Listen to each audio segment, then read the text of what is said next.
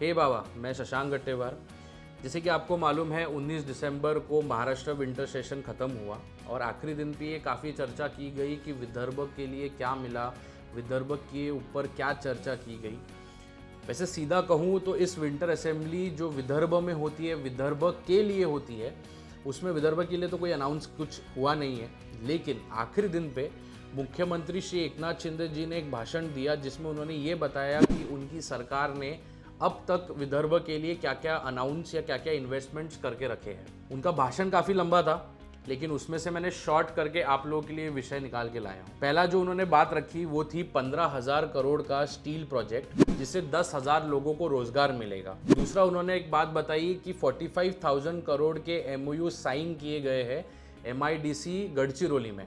अब गढ़चिरौली की बात उन्होंने सबसे पहले रखी और काफ़ी बड़े आंकड़े इसलिए बताए क्योंकि महाविकास अघाड़ी सरकार के टाइम पे आज के मुख्यमंत्री उस टाइम पे पालक मंत्री थे एंड वो पालक मंत्री के रोल से अब जब मुख्यमंत्री के रोल में आए हैं तो ये दिखाई दे रहा है कि गढ़चिरौली के लिए काफ़ी प्रोजेक्ट्स और काफ़ी इन्वेस्टमेंट के लिए उनका ध्यान है। उसके बाद उन्होंने जो एक विषय रखा वो था विदर्भ के 11 डिस्ट्रिक्ट्स में विंड एनर्जी का प्रोजेक्ट एक अनाउंस किया गया जिससे 2517 मेगावाट एनर्जी बनेगी। उसके बाद जो उन्होंने बात रखी वो थी महाराष्ट्र समृद्धि महामार्ग। उन्होंने ये बात बताई कि टूरिज्म सर्किट डेवलप किए जा रहे हैं जिसमें विदर्भ को भी इन्वॉल्व किया गया है। विदर्भ की अगर टूरिज्म की बात करें तो मेजरली जंगल टूरिज्म पे विदर्भ डिपेंडेंट है या सबसे लीडरशिप रोल में है। जंगल टूरिज्म आज से 10 साल 15 साल की अगर हम बात करें तो सारे ह्यूमन बींग्स को जंगल आने की इच्छा काफ़ी होगी क्योंकि वो शांति और वो जो जंगल टूरिज्म का जो मज़ा है वो बाकी और कोई टूरिज्म में नहीं आता है।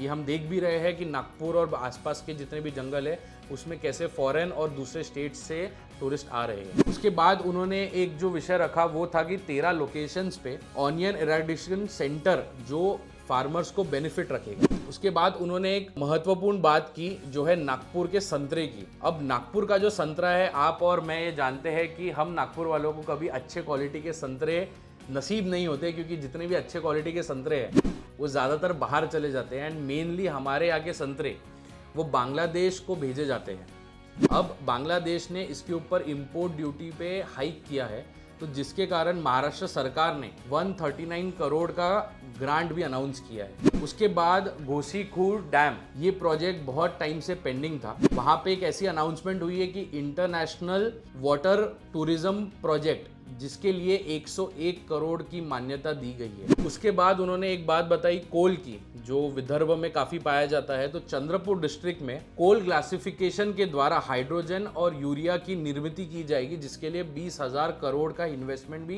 करा जाएगा। उसके बाद अमरावती की बात बताई, अमरावती में PM मित्र टेक्सटाइल पार्क की निर्मित की जाएगी। उसके बाद वस्त्र उद्योग धोरण, इसमें 4 जोन तैयार किए गए हैं जिसमें विदर्भ को पहले जोन में रखा गया है। उसके बाद जैसे कि आप सब जानते हैं कि अयोध्या मंदिर जनवरी में मोस्टली बन जाएगा, वैसे ही हमारे विदर्भ में रामटेकगढ़ मंदिर है उसके विकास के लिए आड़खड़ा बनाया जाएगा और उसके लिए भी फंड्स दिए जाएंगे। तो ये सारे विषयों के ऊपर एकनाथ शिंदे जी ने आखिरी दिन पे बताया कि विदर्भ के लिए उनकी महायुति सरकार ने क्या क्या इन्वेस्टमेंट, क्या क्या प्रोजेक्ट्स, क्या क्या अनाउंसमेंट्स, क्या क्या ग्रांट्स, ये सारा दिया है। ये जो अनाउंसमेंट की गई ये विंटर असेंबली के पहले ही अनाउंस किया गया था, जो विंटर असेंबली में भाषण के द्वारा फिर से शेयर किया गया। मुझे लगता है कि इस विंटर असेंबली में विदर्भ के लिए था, विदर्भ में था तो कुछ अनाउंस किया जा सकता था। जितने भी सारे प्रोजेक्ट्स और इन्वेस्टमेंट्स के बारे में बताया गया उसके थ्रू 10,000 5,000 ऐसे रोजगार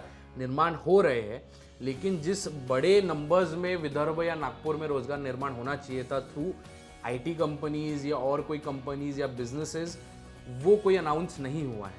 आप लोगों को क्या लगता है कि ऐसा कौन सा प्रोजेक्ट विदर्भ में या कौन सा अनाउंसमेंट विदर्भ के लिए किया जा सकता था? प्लीज़ आप कमेंट्स में बताइए। अगर मुझे पूछा जाए एज अ सिटीजन तो मैं ये ज़रूर कहूँगा कि सोलार एनर्जी का प्रोजेक्ट ये विदर्भ में लाया जा सकता था क्योंकि EV मैन्युफैक्चरिंग ऑटोमोबाइल का जो मार्केट है वो विदर्भ में तो बनते हुए नहीं दिख रहा है, पूरा तमिलनाडु जा रहा है और विदर्भ में एनर्जी डेवलपमेंट काफ़ी है कोल प्लांट्स के थ्रू। तो सोलार एनर्जी का प्रोजेक्ट लाके मेरे ख्याल से काफ़ी एक अच्छा प्रोजेक्ट बन सकता है जो पूरे देश को मे बी एनर्जी प्रोवाइड कर सकता था for the EV automobile industry. Hey Bawa, like, share and follow for more updates.